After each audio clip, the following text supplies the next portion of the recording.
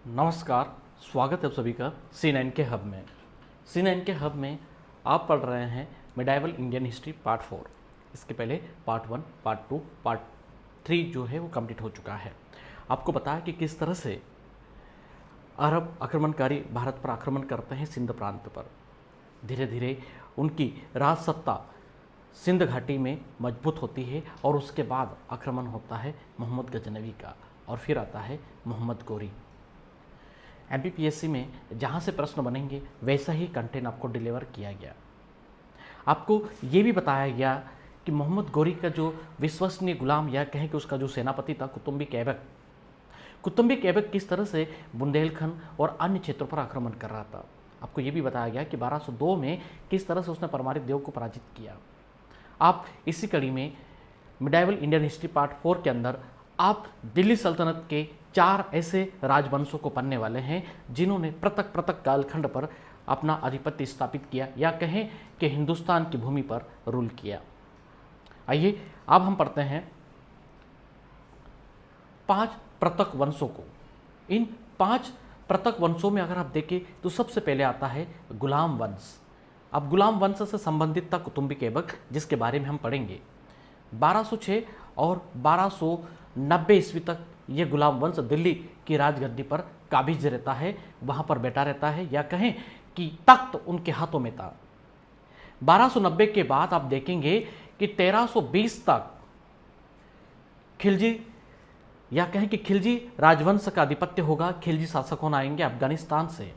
इसके बाद आप देखते हैं तुगलक वंश जो 1302 से 1414 ईस्वी तक रूल करता है।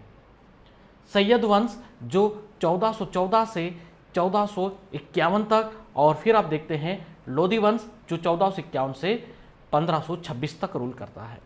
इसी सभी पृथक राजवंशों में मध्य प्रदेश का भी इंटरफेयर है, यानी कि मध्य प्रदेश जो वर्तमान का है, इनकी राज सत्ता भी मध्य प्रदेश की जो थी वो इनके हाथों में थी। मध्य प्रदेश के कौन कौन से क्षेत्रों में इन्होंने आक्रमण किया वो भी आपको यहाँ पर पढ़ने को मिलेगा। वैसे आपका जो हिस्ट्री का पार्ट है वो MP में बहुत जल्दी कवर किया जाएगा। आइए अब हम समझते हैं गुलाम वंश। जैसे कि पहले ही आपको क्लियर किया गया है कि 1206 से 1290 ईस्वी तक। 1206 में आपने देखा कि मोहम्मद गोरी की मृत्यु हो जाती है और उसका सेनापति कुतुम्बिक उद्दीन ऐबक जो है वह अपनी संपत्ति का प्रभारी होता है और खुद को उसने अपना सुल्तान घोषित कर लिया। गजनी से कुतुम्बिक ऐबक ने अपनी राजधानी लाहौर में स्थानांतरित की, या कहें कि उसकी कोशिश की, जो अफगानिस्तान की तुलना में दिल्ली से काफी करीब था। अफगानिस्तान दूर था तो कुतुम्बिक ऐबक चाहते थे कि लाहौर ट्रांसफर कर ली जाए, गजनी से लाहौर आ जाए और लाहौर से दिल्ली जो है वो पास में पड़ेगा। बट ऐसा नहीं होता है, या कहें कि ऐसा हुआ भी है। लाहौर राजधानी ट्रांसफर होती है और उसके बाद दिल्ली। कुतुम्बिक ऐबक की अगर हम बात करें तो उसकी मृत्यु के बाद उसका दामाद इल्तुमिश को सुल्तान के रूप में चुना जाता है और सरकार लाहौर से दिल्ली चली आती है। यानी कि कुतुम्बिक ऐबक जब तक रहा तब तक सारा जो मैनेजमेंट था वह कहाँ से चलता था? लाहौर से चलता था। इसका उप मैनेजमेंट जो था वो दिल्ली में था। बट जैसे ही इल्तुमिश राज सत्ता पर काबिज होते हैं तो वह ट्रांसफर करते हैं अपनी कैपिटल को, और कहां लेकर आ जाएंगे? दिल्ली। कुतुम्बिक की अगर हम बात करें तो कुतुम्बिक अपने दानी स्वभाव के कारण लक्स बख्श के नाम से भी प्रसिद्ध रहा है। एग्जाम में अगर क्वेश्चंस आता है तो आप आंसर कीजिए कि लक्स बख्श किसको कहा जाता है? तो गुलाम वंश का जो था कुतुम्बिक ऐबक। इसने शेख कुतुबुद्दीन बख्तियार काकी के सम्मान में कुतुब मीनार का निर्माण प्रारंभ करवाया। इसके अलावा इसने कुव्वतुल इस्लाम मस्जिद का भी निर्माण करवाया और अजमेर में 2.5 दिन का इसने झोपड़ा बनवाया, जो आपने पढ़ा भी होगा। जब दिल्ली सल्तनत पे गुलाम वंश रूल कर रहा था तो एक और मध्य प्रदेश में अगर आप देखें तो कुतुम्बिक ऐबक ने ग्वालियर को अपने अधीन कर लिया था। ग्वालियर की अगर हम बात करें तो 1206 से 1210 तक ग्वालियर कुतुम्बिक के अधीन रहा। 1206 से 1210 तक। और प्रतिहार अंतिम प्रतिहार शासक सारंगदेव से ये किला लिया जाता है। किससे लिया जाता है? याद रखना है, प्रतिहार राजवंश के जो राजा थे सारंगदेव।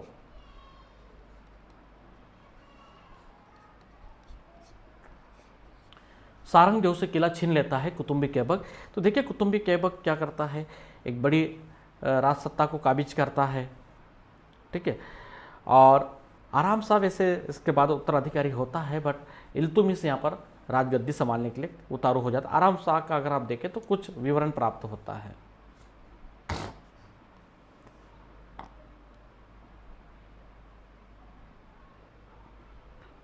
अब हम बात करते हैं कुतुम्बिक ऐबक की। तो कुतुम्बिक ऐबक ने शमसुद्दीन इल्तुमिश या कहें कि साहेब गिरानी के साथ 1202 और 1203 में बुंदेलखंड पर आक्रमण किया था। आपको बताया कि ये जो आक्रमण हुआ था परमारित देव पर हुआ था और चंदेल वंश से राजा परमारित देव यहाँ पर पराजित हो जाते हैं और इस तरह से कलिंजर, महोबा और खजुराहो पर इसका अधिकार हो जाता है। परमारित देव का मंत्री जो था अजय देव ने युद्ध करने का प्रयास तो किया, परंतु वह भी यहाँ पर शीघ्र आत्मसमर्पण कर देता है कुतुम्बिक ऐबक के आगे। मालवा क्षेत्र में भी कुतुम्बिक ऐबक ने प्रथम आक्रमण उज्जैन पर किया था। उसने 1196 और 1197 ई में उज्जैन में लूटपाट की, परंतु उसकी यह विजय अस्थायी नहीं रही, या कहे कि स्थायी नहीं रही। तो कुतुम्बिक ऐबक ने उज्जैन पर भी अटैक किया। ये मालवा क्षेत्र में उसका पहला आक्रमण था। एग्जाम में आपसे यहीं से तो प्रश्न पूछा जाएगा। अब हम चर्चा करते हैं कुतुम्बिक ऐबक के बाद इल्तुमिश की। आराम सा शासक बनता उसका पुत्र, परंतु तुर्क अमीरों, यानी कि तुर्क अमीर कौन थे भैया? ये बिजनेसमैन थे, व्यापारी थे। उन्होंने क्या किया कि आराम शाह को हटाकर उसके दामाद इल्तुमिश को शासक बनाया। इल्तुमिश भारत का प्रथम वैध सुल्तान था, याद रखना है ना। इतिहास में किसको वैध सुल्तान के नाम से जाना जाता है? तो इल्तुमिश को जाना जाता है। क्यों? कि इसने 1229 ई में खलीफा से मान्यता प्राप्त की थी, यानी कि अप्रूवल लेकर यह राजगद्दी पर बैठता है। इसको वैध सुल्तान कहा जाता है, इतिहास में आपको याद रखना है। इसने सिंध और मुल्तान पर 1217 ई रंदोंबर जो कि राजस्थान में पड़ता है 1226 ई में आक्रमण किया। जालोर जो कि बंगाल में पड़ता है, वह सांबर यहां पर इसने अटैक किया 1230 में। देखिए सिंध और मुल्तान पर 1217, रंदोंबर 1226, जालोर बंगाल सांबर 1230 पर इसने अधिकार कर लिया। इसने इसद खरी ने मुल्तान के सूर्य मंदिर का वर्णन किया है। इस अधिकार की बात अगर बात करें तो इसके अधीन एक शासक हुआ करता था, या कि एक राइटर हुआ करता था, वो था इसद खरी। तो इसद खरी ने मुल्तान में एक सूर्य मंदिर का वर्णन किया है और 40 विश्वापात्र अमीरों का एक संगठन तुर्क चहलगामी इसने बनवाया था। एक बेहतरीन मैनेजमेंट इसने काम पर ध्यान दिया, यह कहें कि एक अच्छा मैनेजमेंट इसने यहाँ पर स्टार्ट कर दिया था। कुतुब मीनार का निर्माण इसने पूरा कराया जो कुतुम्बिक ऐबक ने स्टार्ट किया था। इसने सोने का सिक्का यानी कि टंक व तांबे का चितल प्रचलित किया। इसने सोने का कॉइन भी चलवाया, टका भी चलवाया। टका उसी को कहेंगे, तांबे का चितल। ये कितने ग्रेन का था? तो 175 ग्रेन का। अगर वहां नहीं दिखाई दे रहा तो मैं यहां लिख देता हूं, 175 ग्रेन का चांदी का टका भी चलाया भाई साहब ने। इसने भारत में इक्का व्यवस्था की शुरुआत की थी। इक्का को अक्का प्रणाली भी कहा जाता है, याद रखना है ना। इक्का अक्का शब्द का अर्थ एक ही होता है। इल्तुमिश ने 1210 और 1235 ई के दरमियान मांडू, ग्वालियर, मालवा को जीता और उज्जैन स्थित भगवान महाकालेश्वर मंदिर में लूटपाट की इसने। 1231 में इल्तुमिश ने ग्वालियर पर अटैक कर दिया और प्रतिहारों को यहां पर पराजित कर दिया। यह अटैक इसका जबरदस्त होता है। किसका? इल्तुमिश का। इल्तुमिश के इस आक्रमण से प्रतिहार शासक भौचक्के रह गए। वो सोच में पड़ गए कि आखिर हुआ तो हुआ क्या और किस तरह से इल्तुमिश यहाँ पर लगातार आक्रमण कर रहा है। ये आक्रमण अगर देखें तो आप देखिए तो मलय वर्मन पर किया गया था, यानी कि ग्वालियर में पढ़ाऊंगा आगे, आप बने रहे मेरे साथ। तो प्रतिहारों को पराजित किया। अब प्रतिहार का शासक कौन था? तो मलय वर्मन।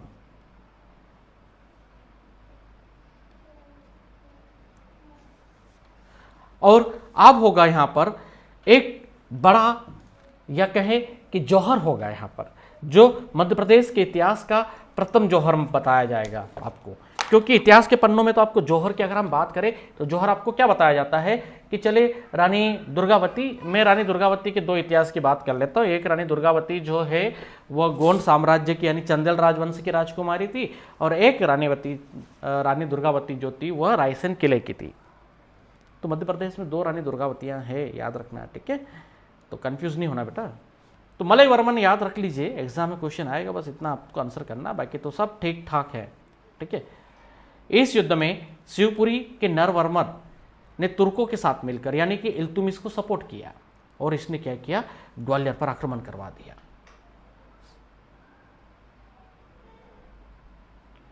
ग्वालियर पर आक्रमण करवा दिया भाई साहब इन्होंने।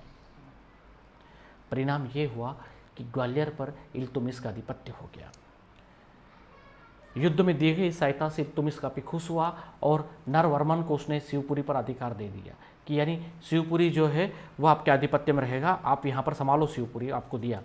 मजा आ गया, तुमने तो यार ग्वालियर किला मुझसे जितवा दिया। यह आपको याद रखना है, बहुत ही महत्वपूर्ण है। सारंगदेव जो मलय वर्मन जो था, यह कम से कम अगर देखें तो 1500 योद्धाओं के साथ युद्ध भूमि में लड़ता है, परंतु क्या होता है, फिर भी ये हार जाता है। अब क्या होगा, यहाँ पर एक जौहर होगा। इल्तुमिश के द्वारा ग्वालियर पर आक्रमण के समय 300 राजपूत प्रतिहार राजकुमारियों ने, रानी साहिबाओं ने यहाँ पर जौहर कर लिया। देखो दोस्तों, ये बहुत ही महत्वपूर्ण फैक्ट आप पढ़ रहे हो। और ग्वालियर किले को अधिकार में लाने के लिए, या कहें कि इल्तुमिश को कितना वेट करना लगा, 1 दिन 2 दिन, अरे नहीं भैया 11 माह लगे। याद लिखो भैया, ये सब 11 महीने लगे इल्तुमिश को ग्वालियर किले को जीतने में। क्या बात करते हो आप लोग बेटा, इतिहास इतना कहाँ मिलेगा तुमको। मध्य प्रदेश के तुम जनरल नॉलेज की कॉपी किताब उठा लो यार, व्हाट्सएप यूनिवर्सिटी को छान मारो, फेसबुक लाइब्रेरी में चले जाओ, नहीं मिलेगा तुमको। ये क्या समझ रहे हो, एमपीपीएससी कल प्रश्न पूछ लेगा आपसे कि इल्तुमिश को ग्वालियर किले को जीतने में कितना समय लगा। 4 दिन, 5 दिन, महीना भर, साल भर, 2 साल, 4, 5 साल, 6 साल, 11 माह लगा। प्रतिहार राजा मलय वर्मन कोई सामान्य राजा थोड़ी ना थे, वह एक शक्तिशाली साम्राज्यवादी राजा थे। प्रतिहार राजवंश से संबंधित यानी कि मिहिर भोज के वंशज लोग थे ये तो। अब क्या होता है बेटा हो कि जब अटैक हुआ, 11 माह में जीत भी लिया इल्तुमिश ने, तो बेटा यहाँ पर जौहर हुआ। अब जौहर हुआ इसलिए ये जो जौहर किया गया था, ये ग्वालियर किले के अंदर आज भी कभी भी आप घूमने जाओ तो जाइएगा, केसर कुंड, जौहर कुंड कहते हैं इसको। ये मध्य प्रदेश का प्रथम जौहर था। और मध्य प्रदेश जनरल नॉलेज में आपको क्या पढ़ाया जाता है, आपको ये बताया जाता है कि चंदेरी का जो है वो प्रथम जौहर था। भाई चंदेरी तो 1526 का है आपका, ठीक। वहाँ प्रथम जौहर कहाँ हो गया, प्रथम जौहर आपका 1231 वाला होगा या 1526-27 वाला होगा। एक वैकल्पिक तिथियों पर मैं बात कर रहा हूं आप लोगों से। या वो जौहर होगा जो 1534 में अटैक किया गया था, यानी कि मालवा से निकल कर गया बहादुर शाह फारूकी जो गुजरात का शासक था, और रायसेन पर अटैक करता है, जिसकी मदद करते हैं आपके गोंड साम्राज्य के बड़े शासक संग्राम शाह। समझिए इतिहास आप उल्टा पुल्टा क्यों पढ़ते हो भाई। 1231 की तिथि पहले मानी जाएगी या 1534 की मानी जाएगी या 1526 की मानी जाएगी।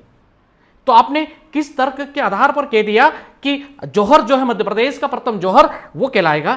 पूरी तरह से नहीं कहलाएगा। इसके कोई भी प्रमाण आपको कोई भी हो वो प्रस्तुत क्यों नहीं करता, आपको क्यों नहीं देता?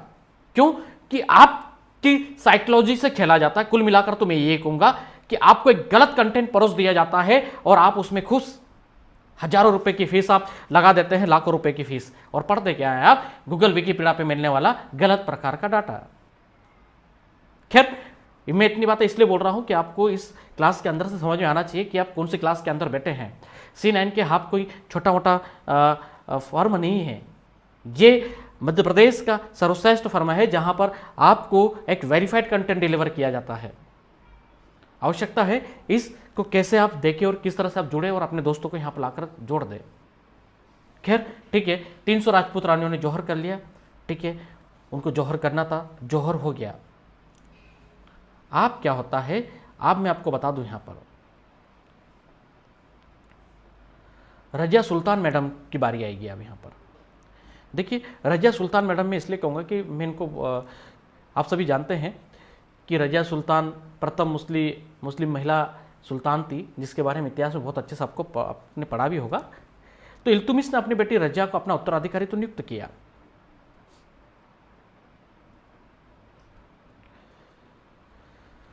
अब क्या होता है, इल्तुमिश ग्वालियर अभियान से लौट जाता है और लौटने के बाद 1232 यानी कि मसरिफ मलकत ताजुमुल्लक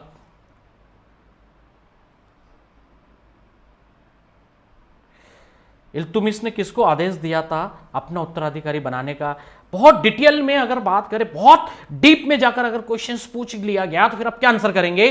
अगर आप बाहर निकल के किसी से क्वेश्चंस कीजिए जो लाखों रुपए फीस देकर पढ़ रहे हैं, उनसे कीजिए क्वेश्चंस कि इल्तुमिश जब ग्वालियर से रिटर्न हुआ था तो उसने किसको आदेश दिया था कि उसके उत्तराधिकारी का एक आदेश पत्र तैयार किया जाए। क्या रजिया सुल्तान को यह डिसाइड किया गया था, या कहें कि दिल्ली की जनता, या कहें कि इस भूभाग हिंदुस्तान के में रहने वाली जनता एक्सेप्ट कर रही थी रजिया को? यह वही इल्तुमिश था जिसने इतिहास को बदल दिया था। इसने पहले ही एक लेटर टाइप करवा लिया और मुस्लिम धर्म में जब कोई मरता है या कहें कि उसकी मृत्यु होती है, उसके पूर्व अगर दास्तावेज तैयार हो जाता है और उसमें लिख दिया जाता है कि उसका उत्तराधिकारी के तौर पर रजिया अगली सुल्तान होगी। और इतिहास में आज भी, भारतीय इतिहास में यही पढ़ा जाता है कि प्रथम मुस्लिम महिला सुल्तान अगर थी दिल्ली सल्तनत पे तो थी रजिया। महत्वपूर्ण हो जाता है कि 1232 को एक आदेश दिया गया। 1232 को एक आदेश, किसका आदेश था? इल्तुमिश का था। इल्तुमिश किसको बोलते हैं कि भैया पत्र तैयार करे? तो मसिरफे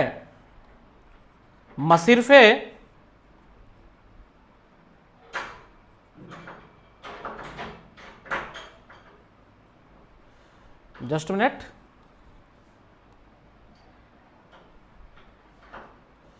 मसिरफे ममलकत, इसका पूरा नाम लिखेंगे बेटा आप, ताजुल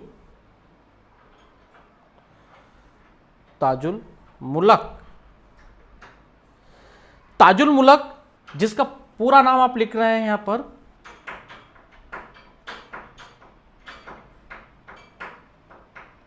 मोहम्मद दाबीर। मसिरफे ममलकत ताजुल मुलक यानी कि मोहम्मद तावीर को यह आदेश दिया था इल्तुमिश ने कि एक उत्तराधिकारी का लेटर तैयार करो आप। उसने एक लेटर तैयार किया और अमीर सुल्तानों से निवेदन किया कि आप आयुष्मानों के पुत्र को होते हुए पुत्री को बादशाह क्यों बना रहे हो। मैंने कहा ना कि बात वही आएगी कि इतिहास में एक रोड़ा रोया जाएगा या आड़ा आया जाएगा, तो आड़ा था। यहां पर अमीरों ने सुल्तान से निवेदन किया। अमीरों कौन थे भाई? तुर्क अमीर जो कि दिल्ली पर बिजनेस कर रहे थे। उन्होंने कहा कि क्या कर रहे हो यार, आप एक लड़की को बोले राजसत्ता दे रहे हो, ठीक है, क्या कर रहे हो आपके, मतलब आयुष्मान यानी कि आपके सर्वश्रेष्ठ पुत्र को होते हुए भी आप इनको बादशाह क्यों बना रहे हो। तब सुल्तान ने रजिया की योग्यता का बखान करते हुए कहा कि मेरी मृत्यु के उपरांत सुनिए, जो इतिहास में आपने कभी नहीं पढ़ा हो, जो मैं बता रहा हूं ये मेरे कोई व्यक्तिगत शब्द नहीं है, ये इल्तुमिश के शब्द है जो मैं बयां कर रहा हूं आपको इस लेक्चर के माध्यम से। तुम्हें ज्ञात हो जाएगा कि उसके शासन का कोई अन्य कर सकेगा। इल्तुमिश द्वारा अपने उत्तराधिकारी की बात इस तरह से प्रस्तुत की गई। इल्तुमिश की इच्छा की अवहेलना हुई, जो उसकी इच्छा थी, लेकिन मिनहाज ने कुछ ऐसे तथ्य दिए जिससे ऐसा प्रतीक होता है कि इल्तुमिश ने अपने शासनकाल के अंतिम वर्षों में मूल रूप से निर्णय स्वर परिवर्तन भी कर लिया था। और आप देखिए कि एक लड़का रूल करता है इसका, जिसका नाम था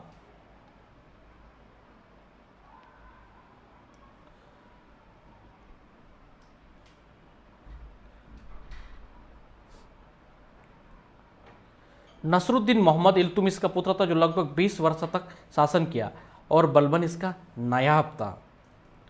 अब बेचारी रजिया क्या करेगी, आप देखिए रुकनुद्दीन फिरोज शासक बन बैठा, फिरोज शांतिपूर्ण तरीके से सुल्तान बना और रुकनुद्दीन फिरोज को आपदस्त करके रजिया शासक बनती है। किस तरह से, ये कितने माह तक रूल करता है, अगर आप देखें यहां पर किसकी बात कर रहे हैं हम, रुकनुद्दीन की।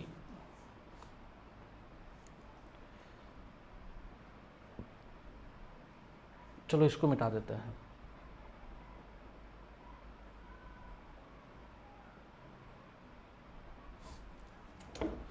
और आप चर्चा करते हैं भाई साहब रुकनुद्दीन की कि कितने माह तक रूल करते हैं, तो बस आपको लिखना है 7 माह, यानी कि 7 माह तक रूल करता है।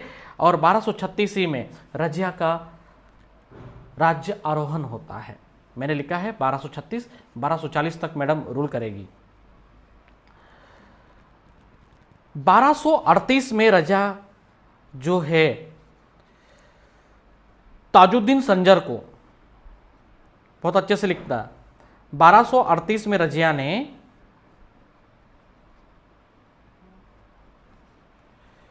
ताजुद्दीन संजर को सेना के साथ ग्वालियर की ओर भेजा। याद रखना है किसको भेजा था, ताजुद्दीन संजर को कहां पहुंचा है, ग्वालियर। ये उसका सेनापति था रजिया का। और यहां पर उस समय एक जियानुद्दीन जुनैदी जो था, यहां पर अपने आप को स्वतंत्र घोषित करना चाहता, उस पर काबू पाने के लिए इसको यहां पर पहुंचाती है वो। बाद में जियानुद्दीन को पकड़कर दिल्ली में हत्या करवा दी जाती है। किसको, जियानुद्दीन को पकड़कर, जियाउद्दीन। रजिया को डर था कि जियाउद्दीन जो कि उसके फादर का सेनापति जो हुआ करता था, यानी कि इल्तुमिश का, है ना, तो इसके कई मनसा थी कि भैया ये ग्वालियर पर अपने आप को स्वतंत्र घोषित ना कर ले, इसलिए रजिया 1238 में यहाँ पर एक अभियान करवाती है। ताजुद्दीन संजर के नेतृत्व में, उसका सेनापति था ये। इतिहास में आपको ये बताया जाता है कि रजिया सुल्तान जो है वह ग्वालियर आई थी, जबकि रजिया सुल्तान ग्वालियर नहीं आई थी बेटा, ताजुद्दीन संजर उसका सेनापति ग्वालियर आया था। और जियानुद्दीन यहाँ से भग जाता है, जबकि जियानुद्दीन की 1238 यानी कि 19 मार्च 1238 की इसकी वहाँ पर दिल्ली में हत्या करवा दी जाती है। 19 मार्च 1238 को इसकी दिल्ली में हत्या करवा दी जाएगी जियानुद्दीन की।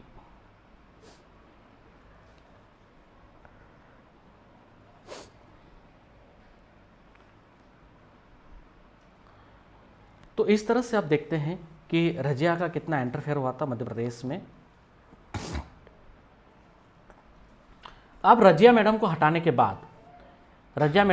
बाद उसका भाई आएगा मुइजुद्दीन। अभी देखिए, अभी मज़ा आएगा आपको और पढ़ने में। यहाँ पर मैंने कहा चलो यार इतना कंटेंट तो बच्चों को दे ही दें यार, है ना। अब रजिया मैडम को हटाने के बाद उसका भाई आएगा,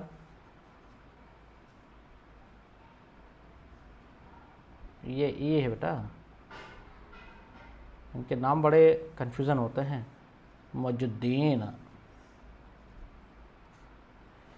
भाई साहब जो है 21 अप्रैल 1240 से 1242 तक रूल करते हैं, यानी कि 1240 से 1242 तक मैडम रूल करती है। 1242 तक रूल करेगा मुइजुद्दीन।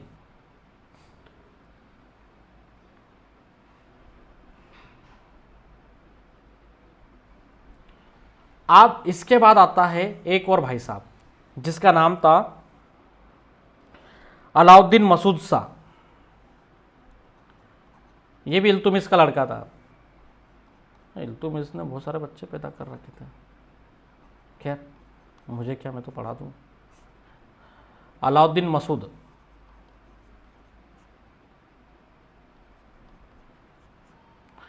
अब ये भाई साहब अलाउद्दीन मसूद शाह जो है वो आपके जो रूल करते हैं वह 1242 से भाई साहब 1246 तक।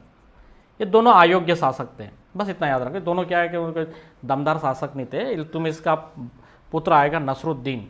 अब भाई साहब ये धूम मचाएंगे, जिसके बारे में अपने यहाँ पर पढ़ने वाले थे। नसरुद्दीन है ना, ये पुत्र था उसका जो 20 वर्ष तक रूल करता है और बलबन इसका नायब हुआ करता था। ठीक है, इल्तुमिश के अयोग्य उत्तराधिकारियों ने सब उसकी जो सत्ता थी उसको तहस नहस कर दिया।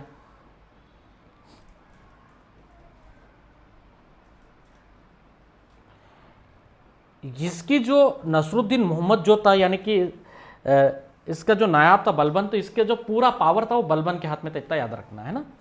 मतलब इसको मैनेजमेंट कौन करता था? बलबन चलाता था भाई साहब इसको।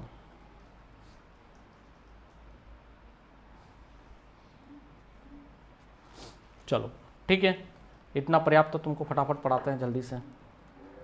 भाई साहब बलबन 1265 1286 तक, कठोर अनुशासन, पद की प्रतिष्ठा, उच्च वर्गों को प्राथमिकता पर बल देने वाला बलबन। इसने चहलगामी का अंत कर दिया। सिजदा और पापोस प्रथा को इसने स्टार्ट किया। कठोर दंड की व्यवस्था की, सैन्य गुप्तचर प्रणाली को मजबूत किया। मेवात, बंगाल और दोहाब यानी कि गंगा का मैदान वाला क्षेत्र, वहाँ पर जो विद्रोह हुआ था उसको दबा दिया। बलबन स्वयं को फारस का पौराणिक या अफसरिया का वंशज कहता है कि यानी कि मैं उनका वंशज हूँ, मैं पौराणिक इतिहास से जुड़ा हुआ हूँ। बलबन ने राजस्व सिद्धांत आसानी अगर बात करें तो सासानी फारसिया से ग्रहण किया था और फारसी 9 वर्ष 9 रोज को मानने की या मनाने की प्रथा को इसने स्टार्ट किया था। बस इतना याद रखना, 9 रोज किसके समय काल पर शुरू हुआ, ऐसे क्वेश्चन आएंगे। इसके बाद 2 अयोग्य शासक हुए, कुबाद और कैमूर्स, ये थोड़े समय के लिए होते हैं बस। मांडू के देवपाल परमार के पुत्र जयतुंगी जयसे परमार ने 1239 से 1255 तक रूल करते हैं। 1285 में बलबन के आक्रमण का सामना करना पड़ता है, क्योंकि देवपाल परमार पर भी बलबन ने अटैक किया था मांडू पर, याद रखना है ना।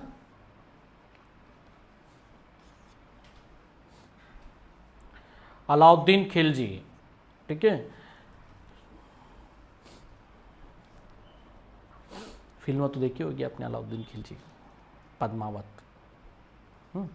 उसमें रोल आता अलाउद्दीन खिलजी का। खैर अपने को क्या इधर पढ़ना है आपको, 1296 1213 1316। अलाउद्दीन खिलजी का जन्म 1226 1259 में होता। इसके पिता का नाम सियाबुद्दीन खिलजी था, जो कि जलालुद्दीन फिरोज खिलजी का भाई था।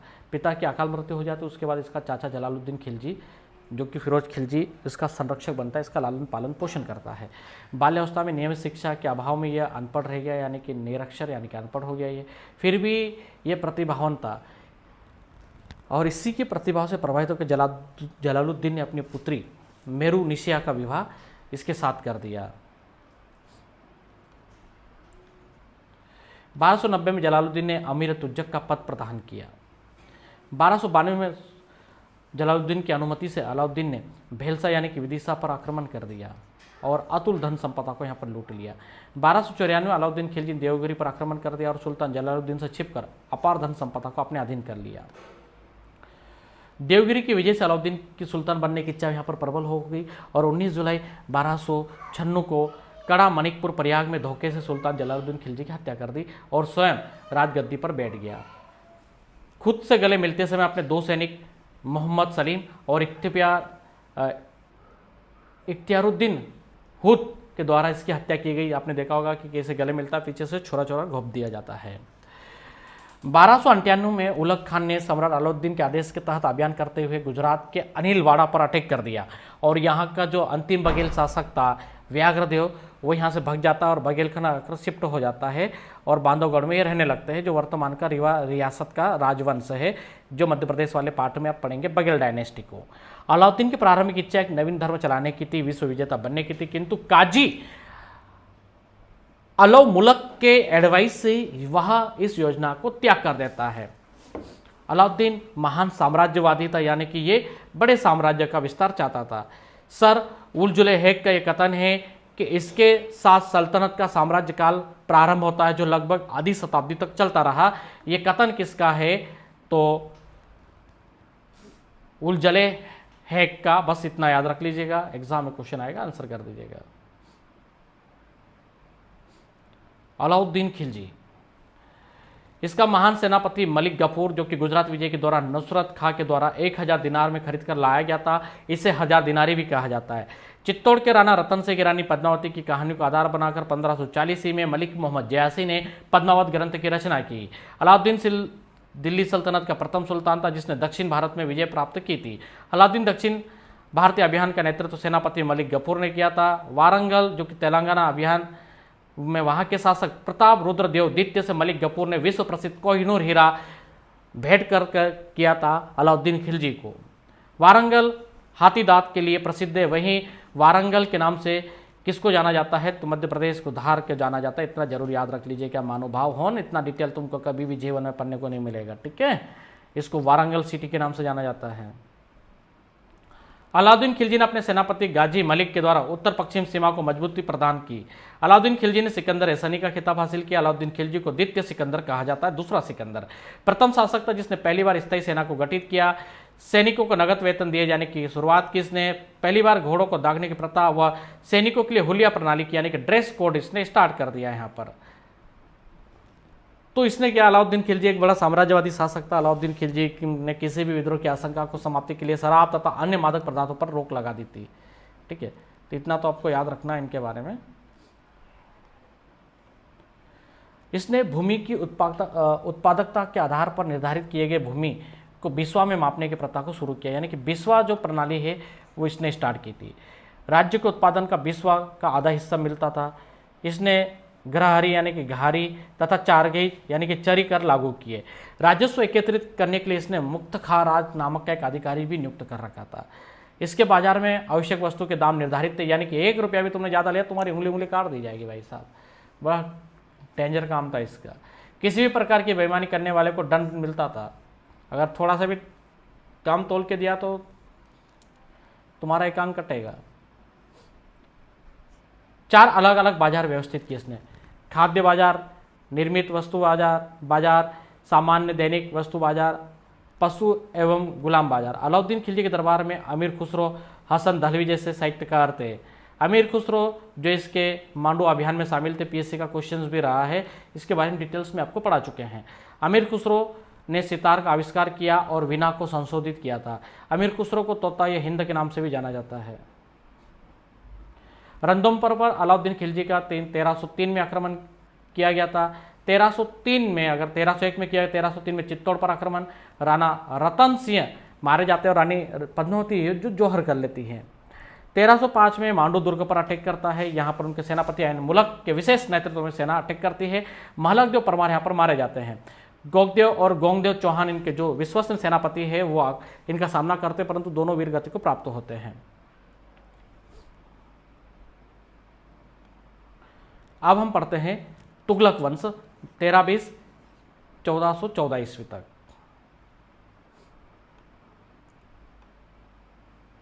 गयासुद्दीन तुगलक, ये तुगलक वंश का संस्थापक था। इसका असली नाम गाजी मलिक था। इसे जनता के साथ उदार व्यवहार किया, यानी कि अच्छा एक बढ़िया व्यवहारिक व्यक्ति था। इसने सिंचाई के संसाधनों पर विशेष कर नहरों का निर्माण करवाया और अकाल संहिता का निर्माण किया, जरूर याद रखना है ना। गयासुद्दीन दिल्ली के निकट तुगलकाबाद नामक नगर बसाकर इसको अपनी राजधानी बनाता है। इसने जुना खान और वारंगल तथा मुंदेर में भी शासन की पुनर्स्थापना के लिए भेजा था। किसको? जुना खान को भेजा था। इसके निजामुद्दीन औलिया के साथ कटु रिश्ते थे। जुना खान ने एक योजना बनाकर षड्यंत्र रचकर गयासुद्दीन की हत्या करवा दी। इसके बाद आता है मोहम्मद बिन तुगलक। इसका वास्तविक नाम जुना खान था। इसको इतिहास में मूर्ख शासक के रूप में जाना जाता है। इसने अपने जीवन काल के दौरान 5 ऐसे महत्वपूर्ण फैसले लिए जो फ्लॉप हो गए। आप थोड़ी देर में फिर पढ़ते हैं। तो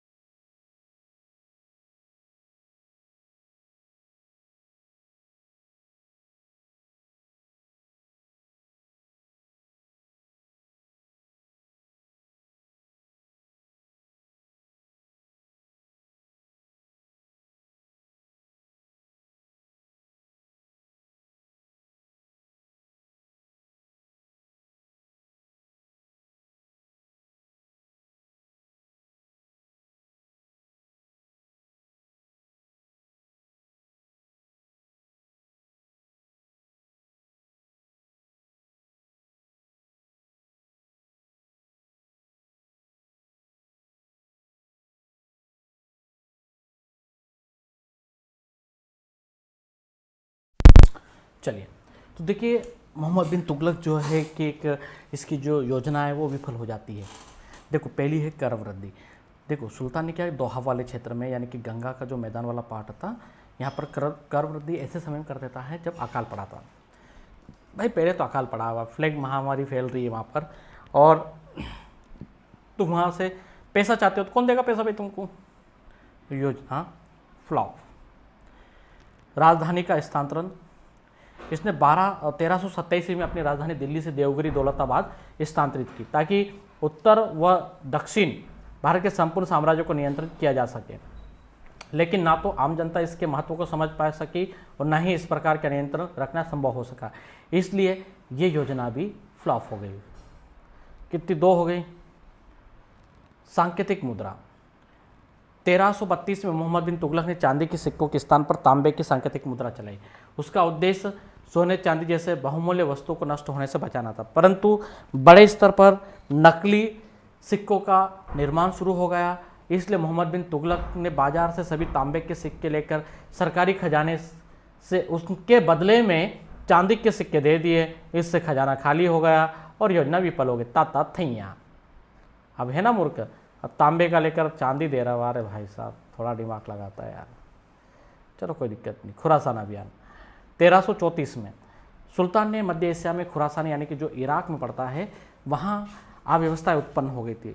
अभी चाहता है भाई लाभ उठाकर मैं यहाँ पर कब्जा कर लूँ तो यहाँ से भी मेरा रेवेन्यू आ जाएगा, तो इसलिए इसने क्या किया कि आनन फानन में अतिरिक्त सेना को गठित कर लिया, 1 साल का वेतन भी दे दिया, पेंशन भी दे दिया नगद, और खुरासान में सब व्यवस्था कायम हो गई। भाई साहब ये योजना भी फ्लॉप, पैसा भी गया, सब कुछ गया। जय सिया राम जी की। ताता थैया। अब कराची अभियान, ये उत्तराखंड में पड़ता है। 1334 में कुमाऊं के पहाड़ी में स्थित कराची का विद्रोह दबाने के लिए इसने उसको विजित करने के उद्देश्य से सुल्तान ने अपनी सेना भेजी, परंतु आरंभिक सफलता के बाद सुल्तान को जन और धन की भारी हानि होती है। ये योजना भी विफल, यानी कि 5 योजनाएं इसकी फ्लॉप हो गई। मोहम्मद बिन तुगलक की अगर बात करें तो इसने कृषि विकास के लिए दिन एक कोही नामक विभाग की स्थापना की थी। ये जरूर याद रखना है आपको। इसने अपने अंतिम दिनों में संपूर्ण दक्षिण भारत स्वतंत्र हो जाता है। विजयनगर, बहमनी, मुंदेर ये अपने आप को स्वतंत्र राज्य घोषित कर लेते हैं। 1334 में इसके समयकाल पर मारोको का एक प्रसिद्ध यात्री इब्न बतूता भारत आता है। याद रखना है मोहम्मद बिन तुगलक के समय आया था भाई साहब। इसने दिल्ली में 8 वर्ष रहा और काजी के पद पर रहा। ये दिल्ली में कहाँ पर रहा? काजी के पद पर रहा। कौन? Ibn Battuta. इब्न बतूता ने भारतीय समकालीन इतिहास पर आधारित पुस्तक सफरनामा रहता लिखी है। 1351 में मोहम्मद बिन तुगलक की मृत्यु हो जाती है। उसका बाद उसका चचेरा भाई फिरोज शाह तुगलक गद्दी पर बैठता है। मोहम्मद बिन तुगलक के राज्यकाल में विजयनगर साम्राज्य तथा बहमनी राज्य की स्थापना हुई। याद रखना है, बहुत महत्वपूर्ण है ये। फिरोज शाह तुगलक यह एक उदार शासक था और उसने उलेमा वर्ग की सलाह मानते हुए धार्मिक आधार पर इस्लाम राज्य की स्थापना की थी।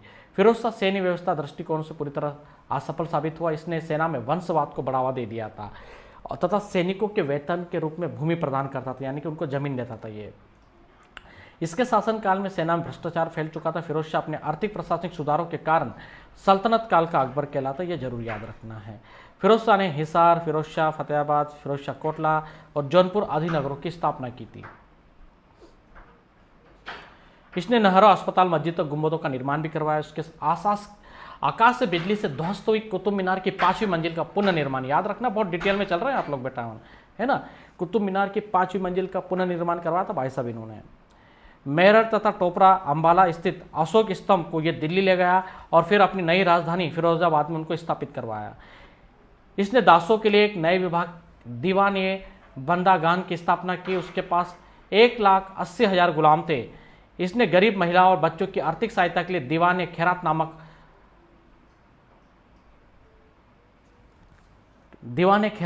खैरात नामक विभाग की भी स्थापना की। निःशुल्क चिकित्सा व्यवस्था शुरू की। खैराती अस्पताल। इसने दारुल सफा की स्थापना की।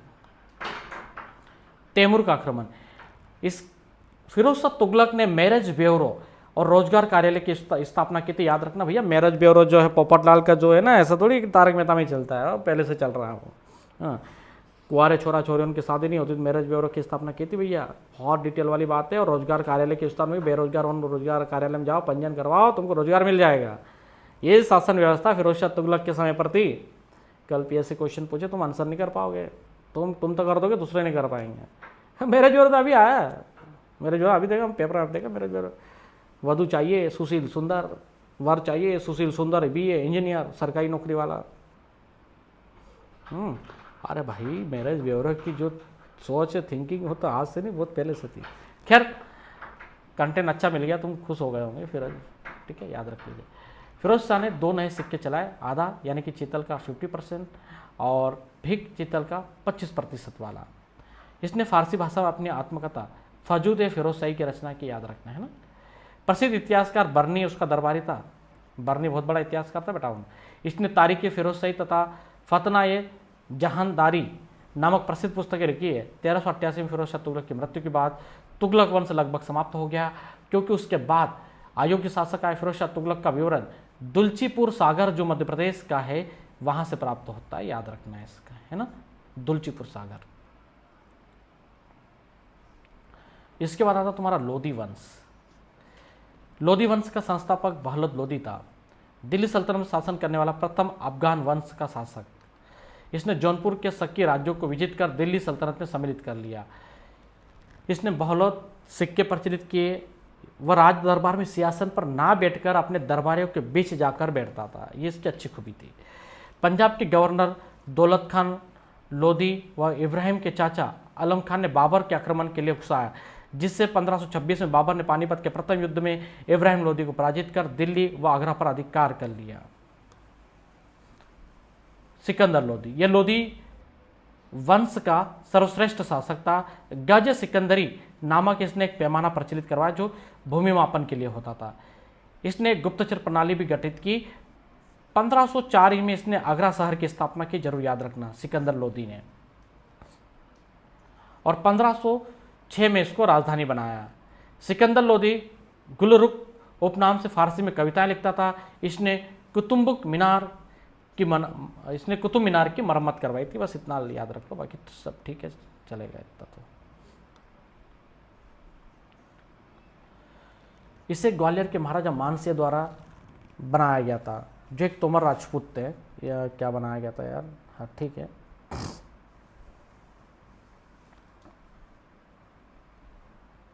हाँ, बावड़ी, 80 खंभों की बावड़ी, तो 80 खंभों की बावड़ी का निर्माण करवाया था मानसिंह तोमर जी ने, और सिकंदर लोधी ने आक्रमण किया था ग्वालियर पर 1505 में। दिल्ली सल्तनत अथवा लोधी वंश का अंतिम शासक इब्राहिम लोधी। इब्राहिम लोधी के दरबार के शक्तिशाली सरदारों के दमन की नीति अपने, जिससे वह लोकप्रिय हो गया। 1526 में पानीपत के प्रथम युद्ध में बाबर के हाथों ये मारा गया और दिल्ली सल्तनत का काल अब समाप्त हो जाता है। इस तरह लोधी वंश फिनिश यहाँ पर। इसके बाद शुरू होगा आपका बाबर वाला चैप्टर, जो हम आगे पढ़ेंगे। तब तक के लिए जय हिंद, जय भारत।